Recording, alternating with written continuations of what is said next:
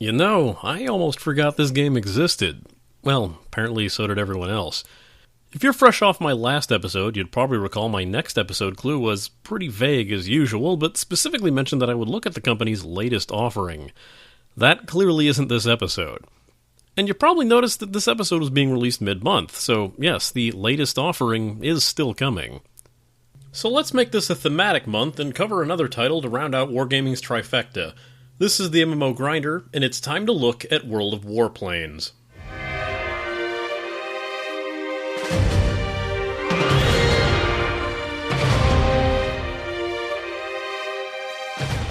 World of Warplanes, the sloppily named aerial combat title by Wargaming.net, and the second game in their World of Not Warcraft series, a group of World War and Korean War-era military-themed arena shooters focusing specifically on a group of vehicles.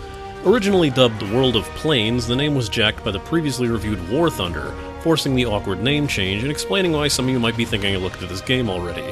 In a full episode, not just that old-ass side quest. With their new title World of Warships just a few weeks away from launch, I figured we'd cover this title and see where it sits in the trilogy, as well as wonder if Wargaming will actually go ahead with its original intended full war simulator.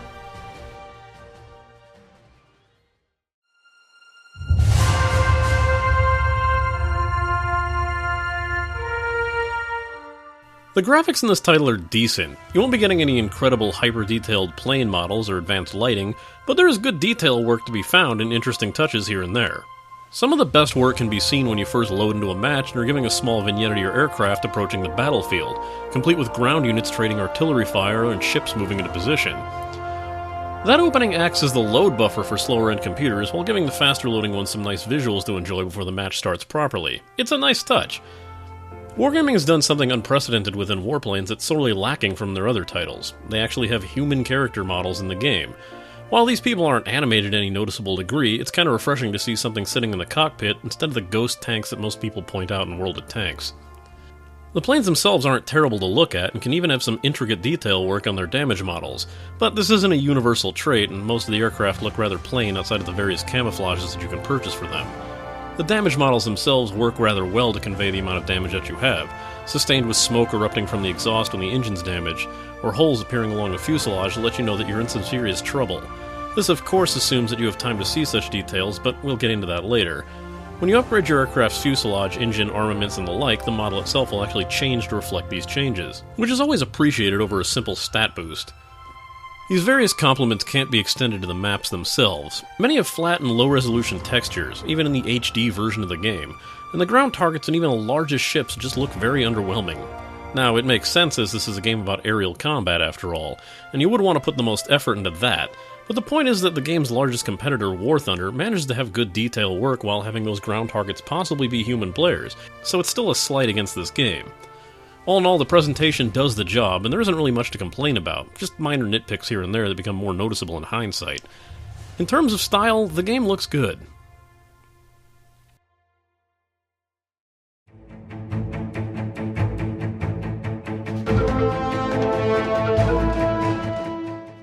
Music within World of Warplanes is surprisingly well done, when you can actually hear it past everything else.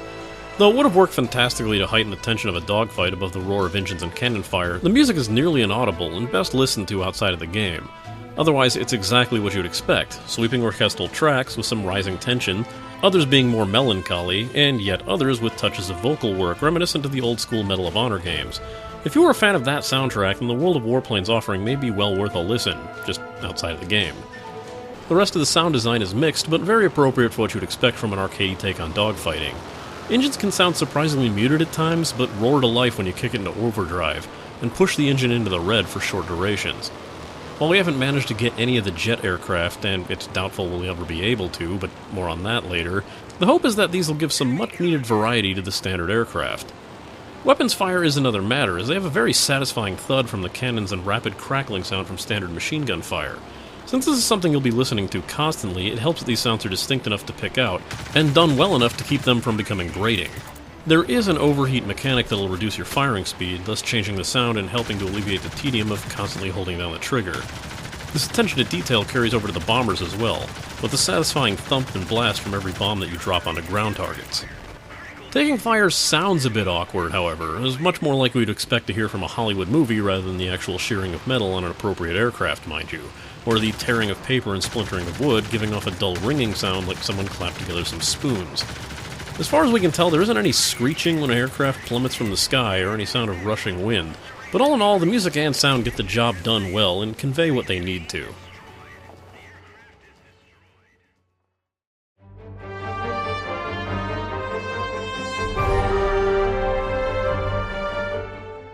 When starting out in World of Warplanes, you'll be tasked with completing a tutorial. This cannot be skipped, but it is short and ensures that at least everyone will have the same amount of starting experience before they load up their first match. This tutorial is incredibly basic, teaching you the mechanics of flight, engine boosting, lining up your sights in sniper mode, strafing runs, and even various dogfighting maneuvers that you can employ. This is where a major problem creeps up. The game holds tightly to the arcade feel of other wargaming titles. What we're saying is that occasionally you're going to feel like you're controlling a plastered drunk who can barely keep the fixed guns pointing forward to the aircraft, and will oftentimes interpret your mouse movements as mere suggestions rather than commands. During our play sessions, there were several occasions where a plane was flying level before out of nowhere deciding to roll onto its back and dive into the ground, or refused to pull up at all regardless of how hard the player tried. This means that aerial battles boil down to a simple yet frustrating game of match the circles, where you try to get your drunken aim to line up with the lead target of the aircraft in front of you, while your pilot decides that your subtle turn needs a couple more barrel rolls thrown in for some style points. When we can safely say that the more realistic War Thunder has aircraft that handle better than those simple arcade-style action game ones, a couple wires must have crossed somewhere. The game offers a multitude of nations and several different types of aircraft from each nation. Each nation feels properly distinct once you get further along in each tech tree, with the Americans having serious firepower and speed, the Germans using advanced technologies, the Japanese developing incredibly agile and maneuverable planes, the Russians constructing better armor than their counterparts, and the British utilizing a mixture of all styles. The various aircraft roles are as follows. Multi-role fighters are the jack-of-all-trades but very much a master of none. At early tiers you'd believe this is more of a useless-at-everything designation. Attack aircraft, usually well-armed and armored, designed for supporting ground troops. Attack aircraft will usually carry heavy cannons and bombs, and they tend to be sluggish. They can be thought of as fighter bombers. Fighters are dogfighting specialists made specifically to take down aircraft. Heavy fighters carry the big guns and are sometimes more suited to bombing than they are dogfighting, but it won't stop some people from trying to dogfight, as there's not much of a choice when you're the last man standing. Unlocking new planes is rather simple. First, pick which plane you want to play as from your starter set, earned by shooting down the appropriate plane of each nation when first starting out. Then, enter the battle queues. As you earn experience, you can unlock modules on your current aircraft. On each aircraft, you'll see various branches on the module tree for you to follow, with 1 to 3 branches that lead off the page and down to the next aircraft in the tree. To unlock these aircraft, simply research the preceding modules and then earn the experience to research the next aircraft in line. It's simple and straightforward, allowing you to quickly decide what you want on each plane, and deciding if that part is worth installing while still earning progress towards the next plane. You can test out your skills in the various aircraft roles within a battle against bots, which is exactly what it says on the tin, allowing you and other players to be pitted against an entire team of bots, with gaps in your team being filled by bots as well. The shame of it is, outside of a couple missions specifically focused on bot matches, you won't earn anything to help you get further in the game, so beyond the initial training value, these are little more than massive time wasters. The previously mentioned PvE bot missions tend to be kill X number of aircraft and X number of ground targets. PvP missions, however, will get far more attention and range from the straightforward to the downright convoluted. Some of these PvP matches require you to do certain feats, like burning multiple planes rather than just shooting them down, using a bomber to take out a fighter aircraft, or perhaps kill multiple planes in a row, and they usually come with a major bonus for surviving the entire match. Many of these missions seem deceptive, as purchasing a premium aircraft is required to complete some of them, but in actuality there is a small show button near the bottom that'll highlight all the aircraft that you can use. It's a bit of a misstep that can make people feel like the publisher is demanding money, but the entire list really should be visible by default. Each match follows a simple objective: either destroy all the enemy planes, resulting in victory by air supremacy, or destroy enough ground and air targets combined to shift the flow of battle into your favor. Destroying targets earns your team supremacy points. Earning 1,000 supremacy points will net you the victory. Should you manage to get into a PvP match, the first thing that you'll notice is the absolutely abysmal matchmaking. While this is a common criticism of all of Wargame's titles, it's most annoying here. If the enemy has higher tier planes than you or your team, they'll likely use their planes as guided missiles. deliberately ramming into lower tier planes and sacrificing some health for the sake of instantly destroying their targets. Said higher tier planes really don't have to do this, as their main armaments and health advantage are such that they could kill you in a matter of seconds, which means that by the time you realize you're under fire from a higher tier aircraft, you're likely going to watch your plane hurtle towards a fiery explosion on the ground. It's that problem that we discussed earlier, it just becomes hard to pick out the intricate detail when you can barely react to taking fire. The saddest part is that this matchmaking and the abuse of the silly health mechanic actually chases more and more players away from this title, thus making its most significant problem even worse. And speaking of the most significant problem...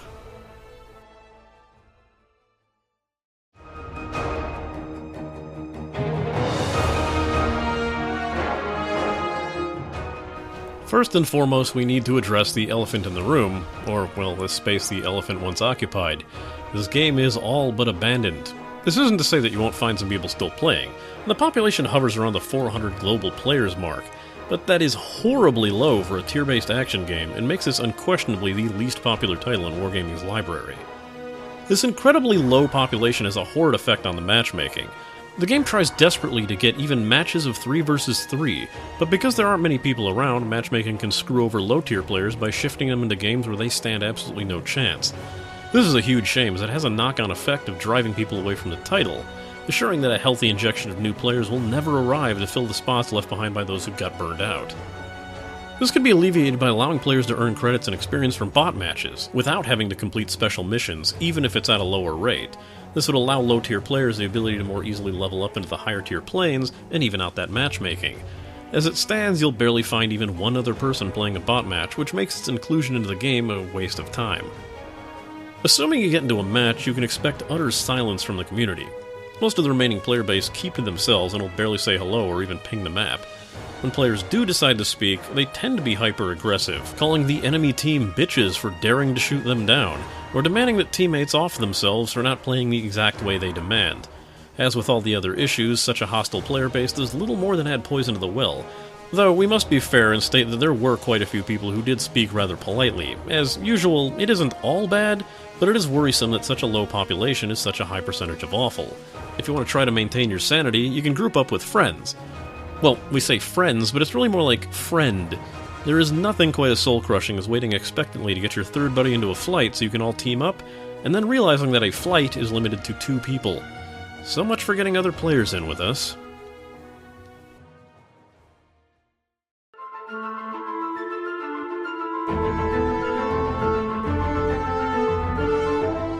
The cash shop itself is rather sparse, and will be instantly familiar to anyone who's played one of Wargaming's other titles. There's a small benefit for those players as well. The cash shop currency functions between World of Tanks and World of Warplanes, and the premium status will carry across all of Wargaming's games, meaning that you can use earned gold in World of Tanks or World of Warplanes to earn premium status for everything. Note that World of Warships does not currently use the same currency as Tanks and Warplanes does, so keep that in mind if you're planning to use your cash across titles. Premium status grants a 50% increase in credits and experience earned in each battle. While that may not seem like it's worth it, we'll have to say that it actually helps a lot, without really feeling like it's pay to win in any way. Premium status can be purchased directly from the game's website or from within the game's cash shop. It comes in a wide range of time periods, from a single day to an entire year, with appropriately rising prices to match. A single day, for instance, costs 250 gold. Want a whole year, it's going to cost you 24,000 gold. Also available in the cash shop are the usual premium vehicles, just like in any Wargaming title, and it's rather hard to say if this is pay to win or not. The population is so low that we really didn't see anyone using too many premium planes, but on paper they seem relatively balanced, usually having higher health and firepower but lacking the speed and maneuverability of their earned counterparts in the same tier. Besides the premium planes, you can choose to buy camouflage for your planes, which makes you a little harder to detect on the appropriate maps. You can rent camouflage skins for a day or a week by using in-game currency, or use gold to buy them permanently. You can choose to spend your gold on small cosmetic tweaks as well, like adding pinups or national emblems to your plane's fuselage.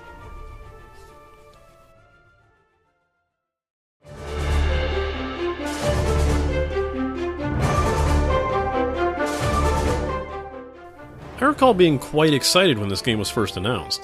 While it's certainly not my favorite of the 3 Wargaming titles, it's the one I wish I could enjoy the most. I'd been hoping for another good arcade-style aerial combat game since the Xbox version of Crimson Skies, and despite being far more into War Thunder's aviation offering, I'd still prefer this game to that. If these play numbers are any indication, though, I think I might be alone in that preference. Here's my final rating. Unlike War Thunder, flying a plane in Warplanes doesn't require you to worry about pulling too much G's in a turn and blacking out, conserving your ammo, or properly taking off and landing. If you just want to get in the air and start shooting and bombing things, this is a good place to start. Matches in this game go far faster than they seem to in other wargaming titles.